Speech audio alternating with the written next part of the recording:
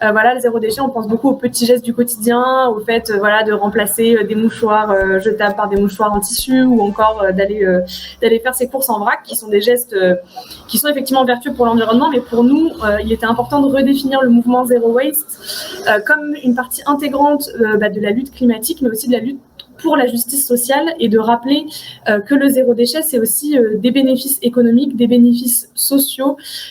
et que c'est un mouvement qui fait partie intégrante de la lutte contre le changement climatique, contre l'érosion de la biodiversité, et pas seulement un mouvement à part des luttes écologiques. En fait, l'idée, c'est pas de dire les gestes individuels ne servent à rien, mais plutôt de remettre la responsabilité individuelle à sa juste place,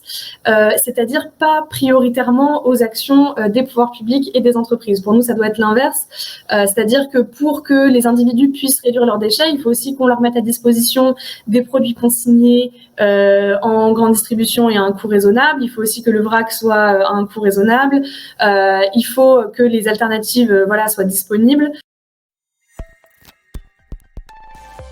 Le mouvement zéro déchet, c'est beaucoup vu comme un mouvement assez bobo, souvent assez privilégié, etc. Et que nous, on a vraiment voulu rappeler que le mouvement zéro déchet, c'était aussi un mouvement en faveur de la justice sociale, notamment parce que notre production de déchets, notre gestion des déchets, elle impacte beaucoup d'autres pays du monde qui sont moins riches et moins développés que la France. Mais aussi en France, on a une injustice sociale liée au traitement des déchets. Et dans le livre, on prend justement l'exemple de l'incinérateur de la Chapelle-Saint-Luc, qui est en fait l'incinérateur qui a été implanté sur la commune la plus pauvre de la communauté